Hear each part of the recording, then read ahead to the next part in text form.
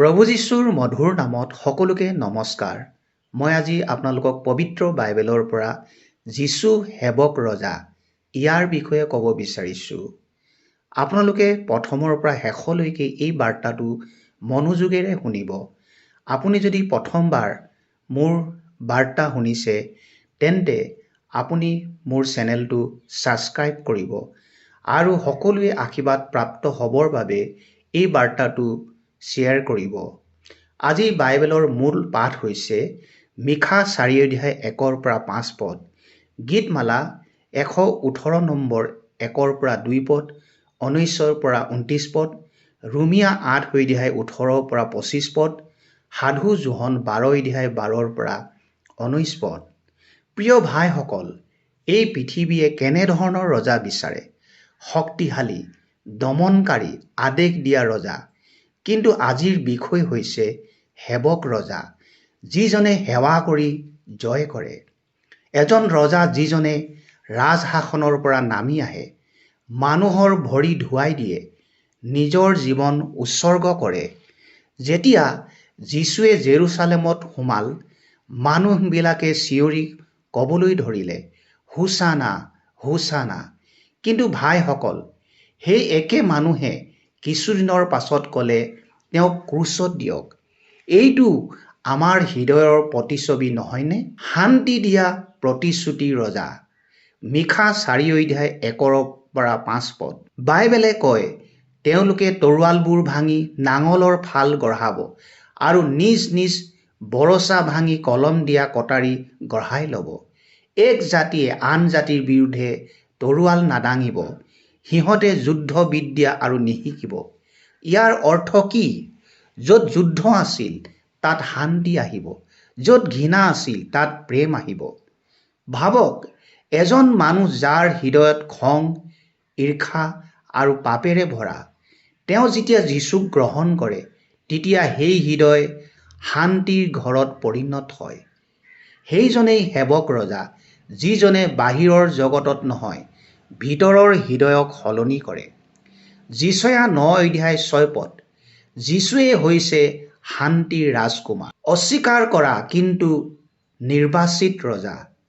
গীতমালা 118 number. যি শিলটো অস্বীকাৰ কৰা হৈছিল, সেইটোৱে চুকৰ প্ৰধান শিল হ'ল। এটা কাহিনী কওঁ। এজন শিল্পীয়ে এটা শিল দেখিলে আৰু ক'লে, এইটো কামৰ নহয়, আৰু তেওঁ তাক এৰি দিলে। কিন্তু আন এজনে আহি সেই একে শিলটোকে লৈ এক সুন্দৰ মন্দিৰৰ মুখ্য অংশ বনালে। ভাই ভনীসকল, যি যীশুক পৃথিৱীয়ে অস্বীকাৰ কৰিলে, ঈশ্বৰে তেওঁক আমাৰ পৰিত্ৰাণৰ আধাৰ কৰিলে। যিশয়া 53 অধ্যায় 3 পদ। তেওঁক অৱজ্ঞা কৰা হৈছিল। প্ৰশ্নটো হৈছে, আপুনি তেওঁক গ্ৰহণ কৰিছেনে অস্বীকাৰ কৰিছে? দুখ ভোগ কৰা সেৱক ৰজা। বৰ্তমান দুখ আগন্তুক গৌৰৱৰ সৈতে তুলনা কৰিব নোৱাৰি।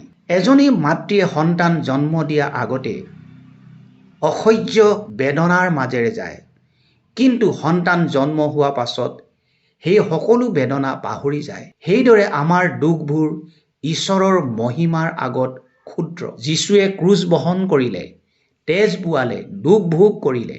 কিয়? আপোনাৰ আৰু মোৰ বাবে। মাৰ্ক 10 অধ্যায় 45 পদ। যীশুৱে আপোনাৰ সেৱা শুশ্ৰূষা কৰিবলৈ আহিল। নম্ৰভাৱে অহা ৰজা। জোহন 12 অধ্যায় 12 পৰা 19 পদ। যীশুৱে গাধৰ ওপৰত উঠি আহিছিল, ৰজা হৈও নম্ৰ হৈ। ভাবক, যদি এজন ডাঙৰ নেতা আপোনাৰ ঘৰলৈ আহে, আগে বহু লোক আহিব, সুৰক্ষা থাকিব, ডাঙৰ ব্যৱস্থা থাকিব, কিন্তু যীশুৱে কেনেকৈ আহে? নীৰৱভাৱে, নম্ৰভাৱে আপোনাৰ হৃদয়ৰ দুৱাৰত থিয় হৈ। প্ৰকাশিত বাক্য 3 অধ্যায় 20 পদত কৈছে, চোৱা, মই দুৱাৰত থিয় হৈ টুকুৰিয়াই থাকোঁ। তেওঁ জোৰ নকৰে, তেওঁ অপেক্ষা কৰে। আজি তেওঁ আপোনাৰ হৃদয়ত টুকুৰিয়াই আছে। আজি তেওঁ সেৱক ৰজা, কাইলৈ তেওঁ মহিমাময় ৰজা। প্ৰকাশিত বাক্য 19 অধ্যায় 16 পদ। যীশু ৰজাৰো ৰজা, প্ৰভুৰো প্ৰভু। এজন ৰজা যি প্ৰথমে সাধাৰণ পোছাকত আহিছিল, কিন্তু দ্বিতীয়বাৰ ৰাজকীয় মহিমাৰে আহিব। প্ৰথমবাৰ তেওঁ ক্ৰুচ লৈ আহিছিল, দ্বিতীয়বাৰ তেওঁ ৰাজকীয় মুকুট পিন্ধি আহিব। কেৱল হোচানা ক'লে নহ'ব, জীৱন সলনি কৰিব লাগিব। তেওঁক আপোনাৰ ৰজা হিচাপে গ্ৰহণ কৰক, মুখেৰে নহয় হৃদয়েৰে। তেওঁ যেনে কৰিলে আপুনিও কৰক। যোহন 13:14 সেৱা কৰক, নম্ৰ হওক, দুখত ভয় নকৰিব।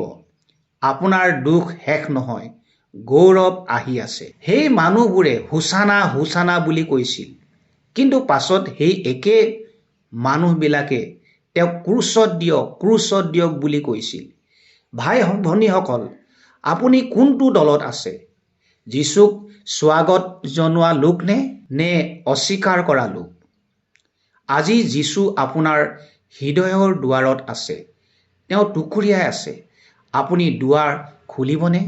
যদি আপুনি কৈছে, প্ৰভু মোৰ জীৱনলৈ আহা, তেন্তে আজি এই সময়তে আপোনাৰ হৃদয় তেওঁক দিয়ক। আহক প্ৰাৰ্থনা কৰোঁ। মূৰ দুৱাওঁ। হে আমাৰ সেৱক ৰজা যীচু, আমাৰ হৃদয়লৈ আহা।